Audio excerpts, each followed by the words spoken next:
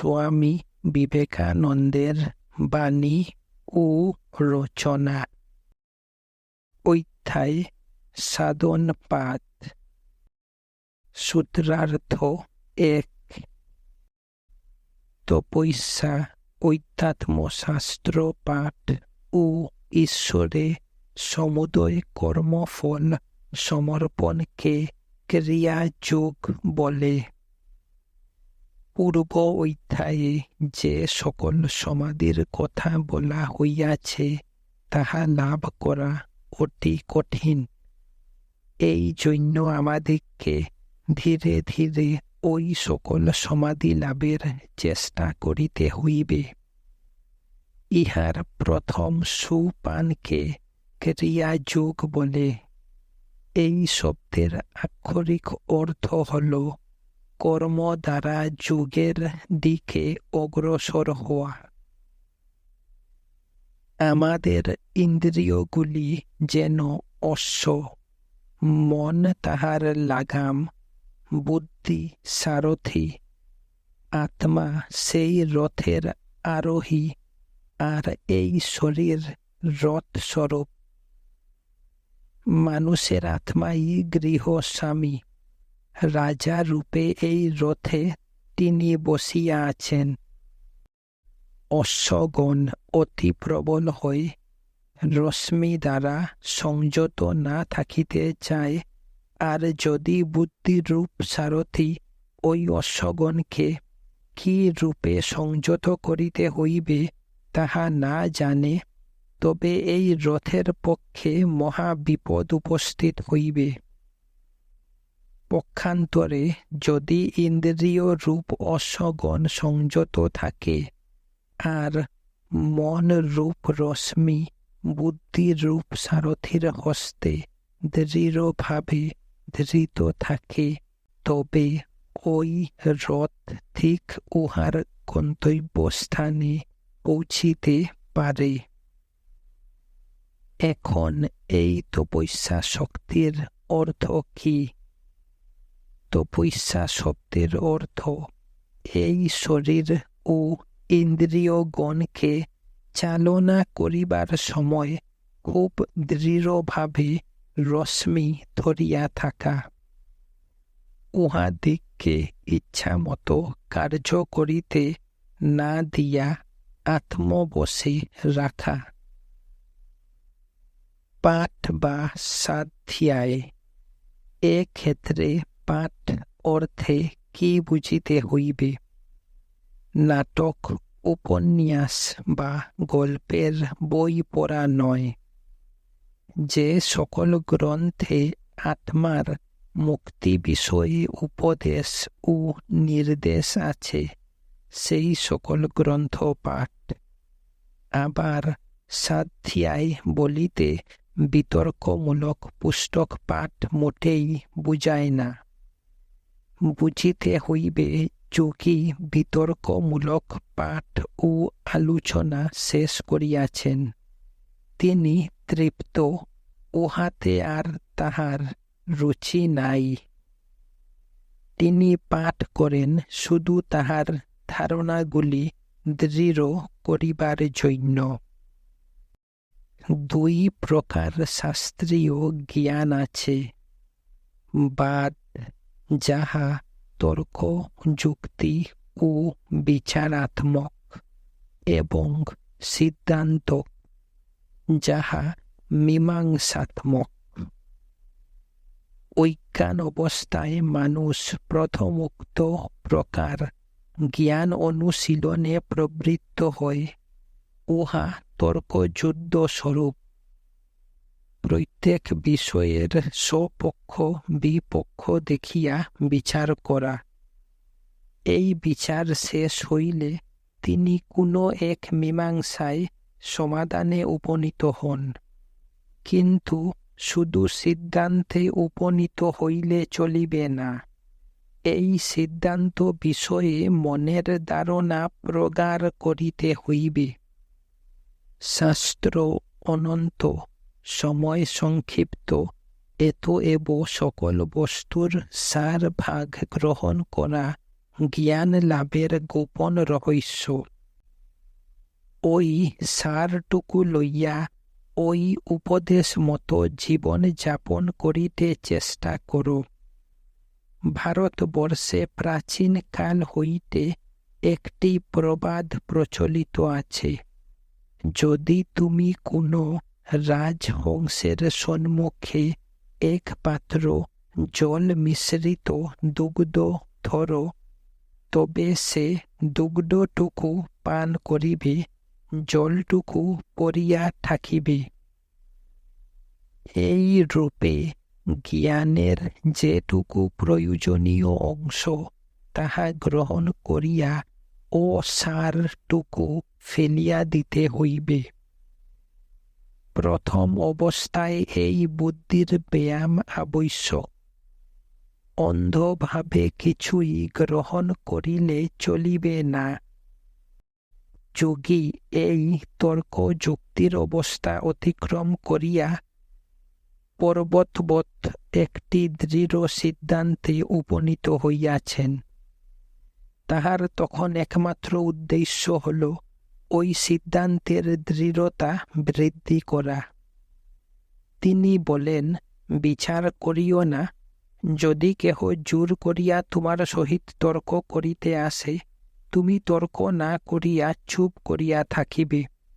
কোনো তর্কের উত্তর না দিয়া শান্তভাবে সেখান হইতে চলিয়া যাইবে।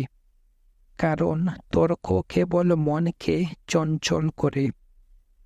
তর্কের প্রয়োজন ছিল কেবল বুদ্ধির অনুশীলনের জন্য।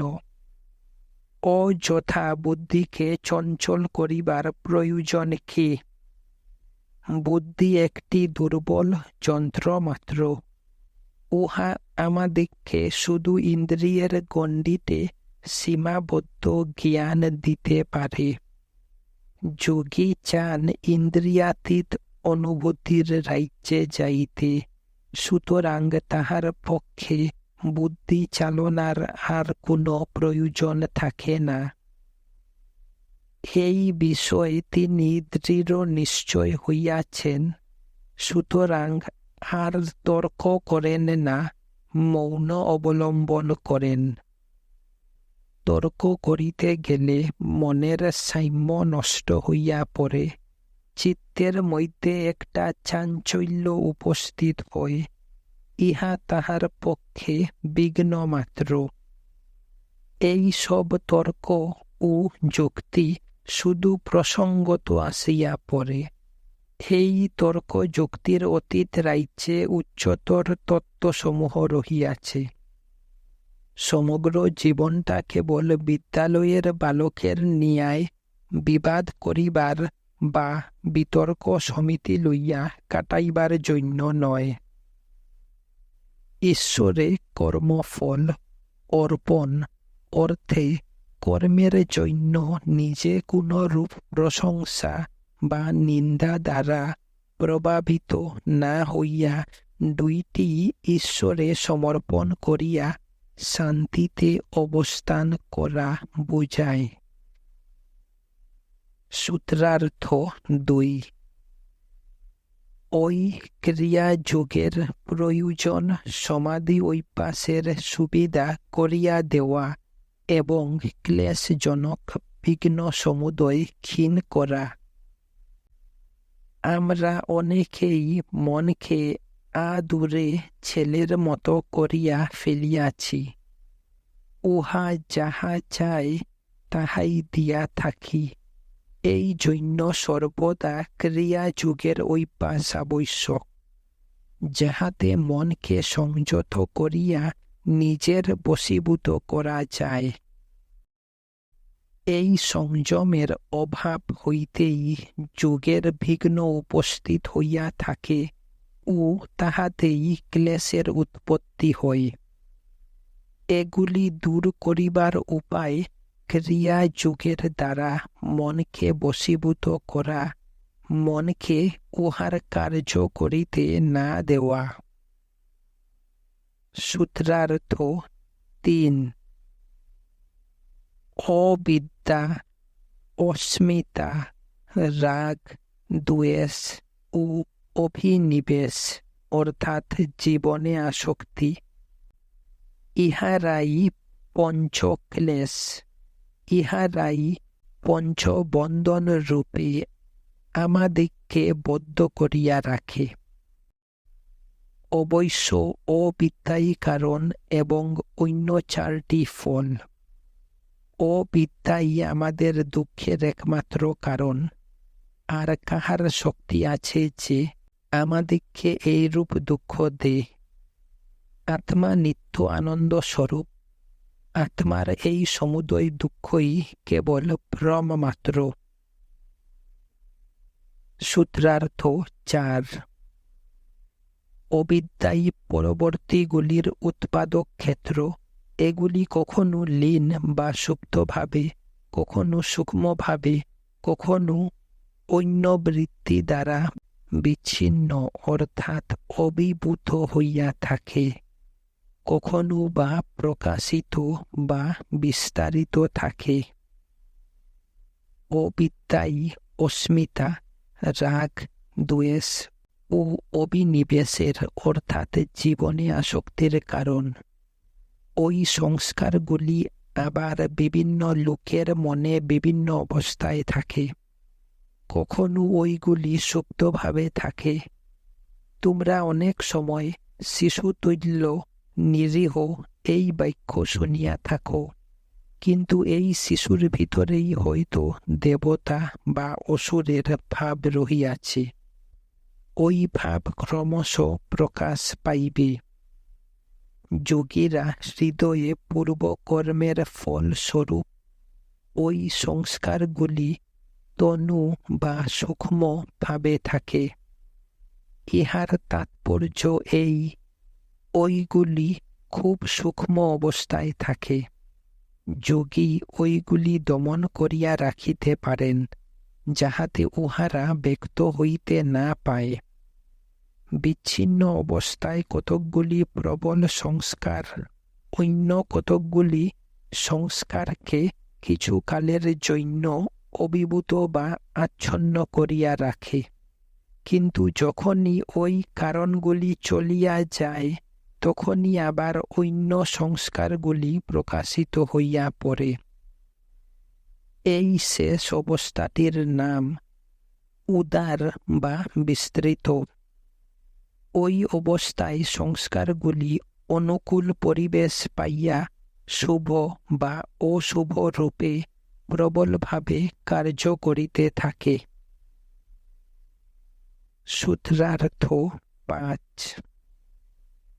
অনিত্য, অপবিত্র, দুঃখকর ও আত্মাভিন্ন পদার্থে যে নিত্য, শুচি, সুখকর ও আত্মা বলিয়া ভ্রম হয়, তাহাকে অবিদ্যা বলে।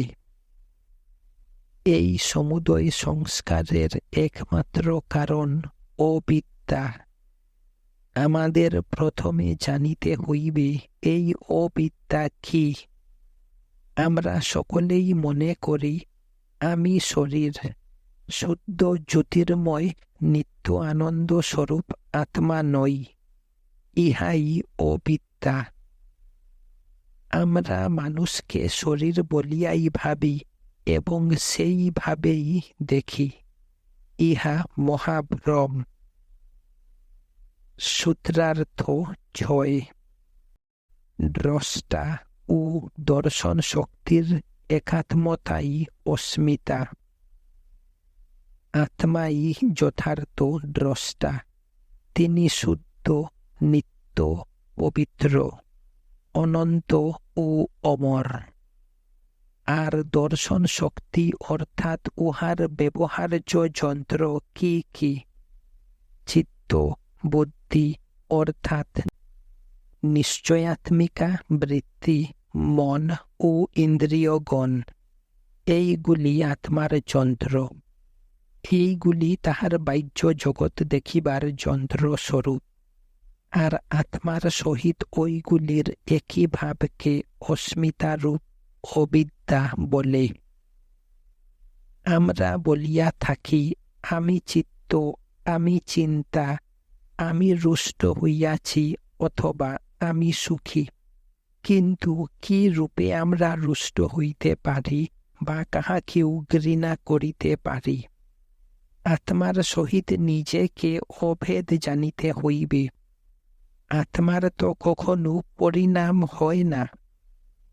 আত্মা যদি অপরিণামী হন, তবে তিনি কি রূপে কখনো সুখী কখনো দুঃখী হইতে পারেন?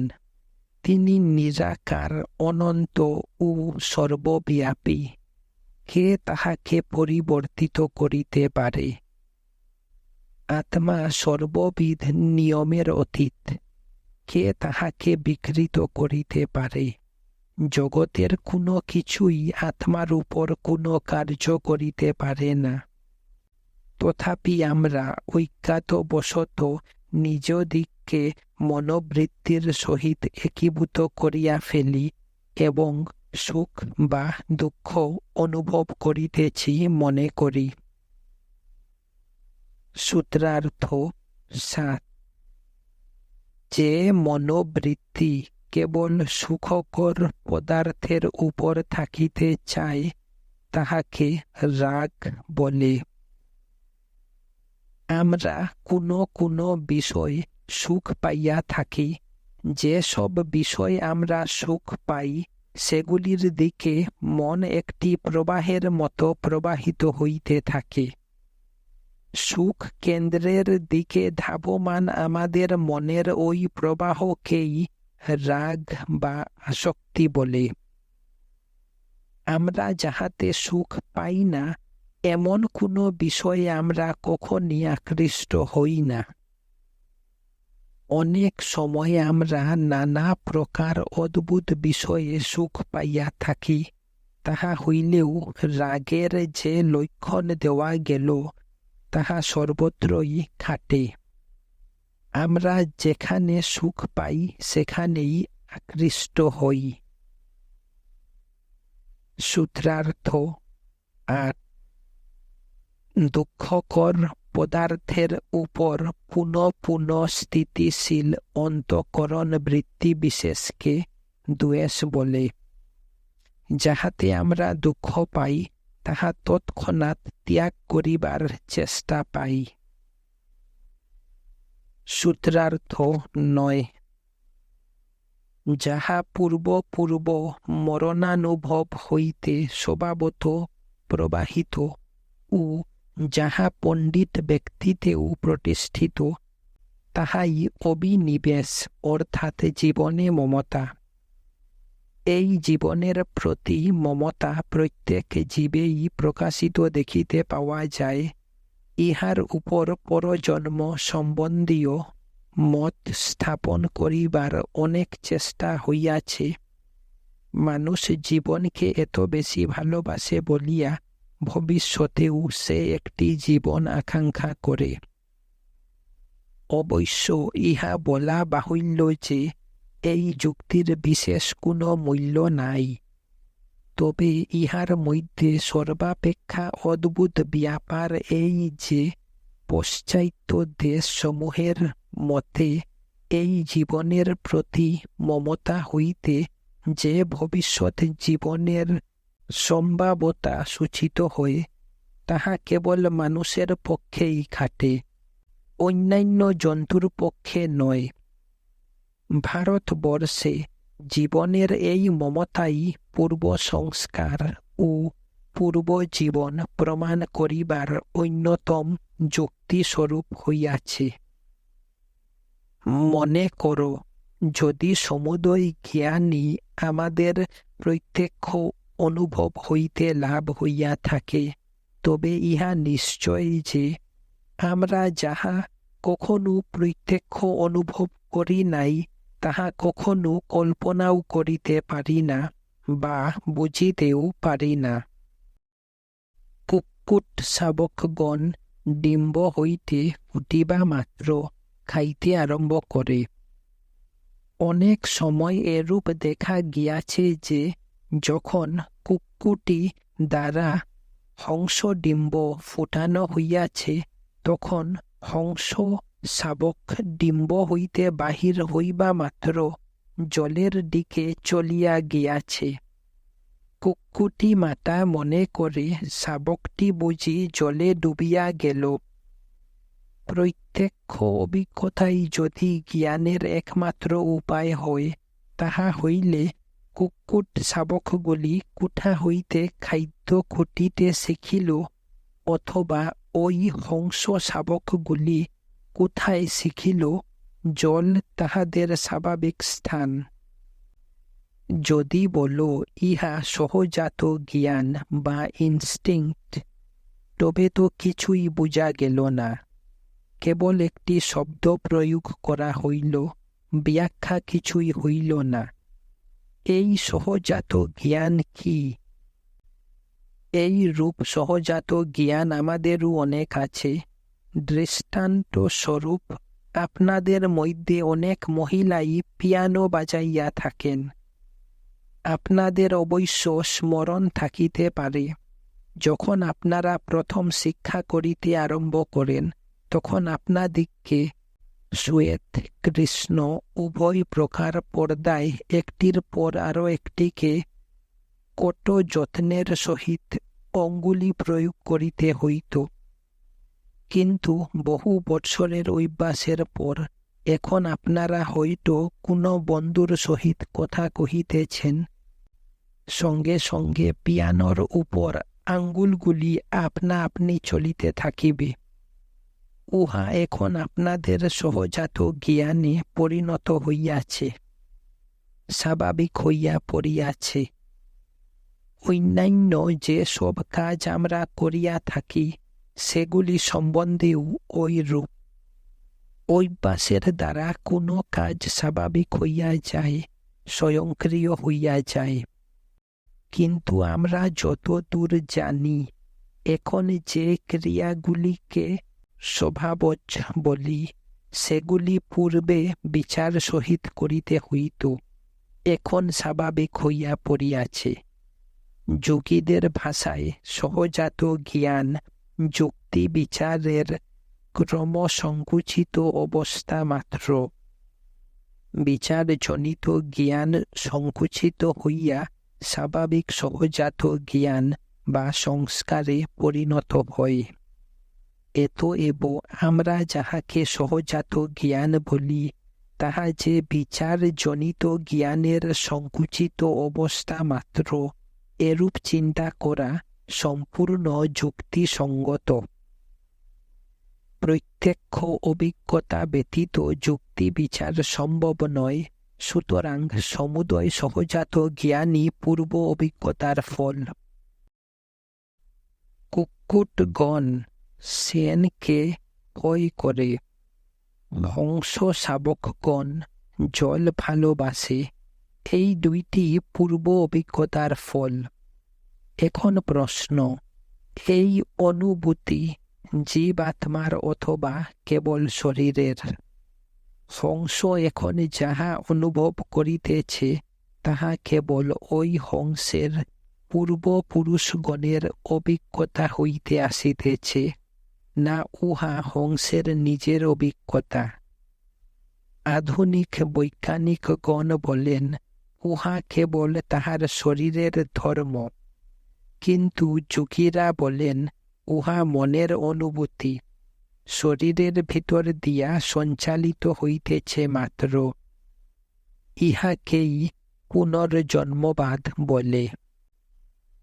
আমরা পূর্বে দেখিয়াছি, আমাদের সমুদয় জ্ঞান যেগুলিকে প্রত্যক্ষ বিচারজনিত বা সহজাত জ্ঞান বলি, সেসবই জ্ঞানের একমাত্র প্রণালী অভিজ্ঞতার ভিতর দিয়াই আসিতে পারে। আর যাহাকে আমরা সহজাত জ্ঞান বলি, তাহা আমাদের পূর্ব অভিজ্ঞতার ফল। উহাই এখন নিম্ন স্তরে নামিয়া সহজাত জ্ঞানে পরিণত হইয়াছে। সেই সহজাত জ্ঞান আবার বিচারজনিত জ্ঞানে উন্নীত হইয়া থাকে। সমুদয় জগতেই এই ব্যাপার চলিতেছে। ইহার উপরেই ভারতের পুনর্জন্মবাদের অন্যতম প্রধান যুক্তি স্থাপিত হইয়াছে। পুনঃ পুনঃ অনুভূত নানাবিধ ভয়ের সংস্কার কালক্রমে জীবনের প্রতি এই মমতায় পরিণত হইয়াছে। এই কারণেই বালক অতি বাল্যকাল হইতেই স্বাভাবিকভাবে ভয় পাইয়া থাকে, কারণ তাহার মনে দুঃখ যন্ত্রণার পূর্ব অভিজ্ঞতা রহিয়াছে। অতিশয় বিদ্বান ব্যক্তিগণের মধ্যে যাহারা জানেন এই শরীর চলিয়া যাইবে, যাহারা বলেন ভয় নাই, চিন্তা নাই, আমাদের শত শত শরীর হইয়া গিয়াছে, আত্মা কখনো মরে না, তাহাদের সমুদয় বিচারজাত ধারণা সত্ত্বেও তাহাদের মধ্যে আমরা এই জীবনের প্রতি আসক্তি দেখিতে পাই। কেন এই জীবনের প্রতি আসক্তি?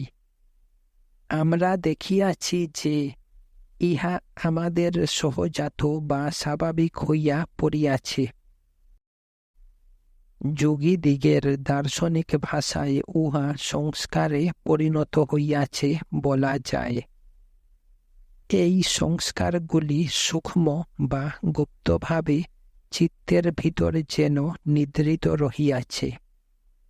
পূর্ব মৃত্যুর এই সব অভিজ্ঞতা, যেগুলিকে আমরা সহজাত জ্ঞান বলি, সেগুলি অবচেতন ভূমিতে উপনীত হইয়াছে। ওইগুলি চিত্তেই বাস করে, এগুলি নিষ্ক্রিয় নয়, মনের গভীরতর প্রদেশে থাকিয়া কাজ করিয়া চলে। এই চিত্তবৃত্তিগুলিকে, অর্থাৎ যেগুলি স্থূলভাবে প্রকাশিত, সেগুলিকে আমরা বেশ বুঝিতে পারি ও অনুভব করিতে পারি। ওইগুলিকে দমন করা অপেক্ষাকৃত সহজ, কিন্তু এই সূক্ষ্মতর সংস্কারগুলির সম্বন্ধে কি করা যায়? ওইগুলি দমন করা যায় কি রূপে? যখন আমি রুষ্ট হই, তখন আমার সমুদয় মনটি যেন ক্রোধের এক বিরাট তরঙ্গাকার ধারণ করে। আমি উহা অনুভব করিতে পারি, উহাকে যেন হাতে করিয়া নাড়িতে পারি, উহার সহিত সংগ্রাম করিতে পারি, কিন্তু আমি যদি মনের অতি গভীরে উহার কারণে যাইতে না পারি, তবে কখনই আমি উহাকে জয় করিতে সমর্থ হইব না। কোন লোক আমাকে খুব কড়া কথা বলিল, আমারও বোধ হইতে লাগিল যে আমি উত্তেজিত হইতেছি। সে আরও কড়া কথা বলিতে লাগিল।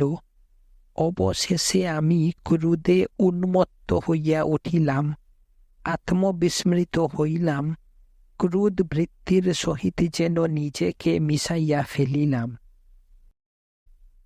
যখন সে আমাকে প্রথমে কটু বলিতে আরম্ভ করিয়াছিল, তখনও আমার বোধ হইতেছিল আমি যেন ক্রুদ্ধ হইতেছি। তখন ক্রোধ একটি ও আমি একটি পৃথক পৃথক ছিলাম, কিন্তু যখনই আমি ক্রুদ্ধ হইয়া উঠিলাম, তখন আমি যেন ক্রোধে পরিণত হইয়া গেলাম। ওই বৃত্তিগুলিকে মূলে বীজভাবেই সূক্ষ্মাবস্থাতেই সংযত করিতে হইবে। ওইগুলি আমাদের উপর ক্রিয়া করিতেছে। আমরা ইহা বুঝিবার পূর্বেই ওইগুলিকে সংযত করিতে হইবে। জগতের অধিকাংশ লোক এই বৃত্তিগুলির সূক্ষ্মাবস্থার অস্তিত্ব পর্যন্ত অবগত নয়। যে অবস্থায় ওই বৃত্তিগুলি অবচেতন ভূমি হইতে একটু একটু করিয়া উদিত হয়, তাহাকেই বৃত্তির সূক্ষ্মাবস্থা বলা হয়। যখন কোন হ্রদের তলদেশ হইতে একটি বুদবুদ উত্থিত হয়, তখন আমরা উহাকে দেখিতে পাই না। শুধু তাহা নয়, উপরিভাগের খুব নিকটে আসিলেও আমরা উহা দেখিতে পাই না। যখনই উহা উপরে উঠিয়া মৃদু আলোড়ন সৃষ্টি করে, তখনই জানিতে পারি একটি তরঙ্গ উঠিতেছে। যখন আমরা সূক্ষ্মাবস্থাতেই তরঙ্গগুলিকে ধরিতে পারিব, তখনই ঐগুলিকে আয়ত্তে আনিতে সমর্থ হইব। এই রূপে স্থূলভাবে পরিণত হইবার পূর্বেই সূক্ষ্মাবস্থায় ওই ইন্দ্রিয় বৃত্তিগুলি যতদিন না আমরা সংযত করিতে পারি, ততদিন আমাদের কোনো বৃত্তি পূর্ণভাবে জয় করার আশা নাই। ইন্দ্রিয় বৃত্তিগুলিকে সংযত করিতে হইলে ওইগুলিকে মূলে সংযত করিতে হইবে। কেবল তখনই আমরা বৃত্তিগুলির বীজ পর্যন্ত দগ্ধ করিয়া ফেলিতে পারিব। যেমন বর্জিত বীজ মৃত্তিকায় ছাড়াইয়া দিলে আর অঙ্কুর উৎপন্ন হয় না, তেমনি এই ইন্দ্রিয়ের বৃত্তিগুলি আর উদিত হইবে না।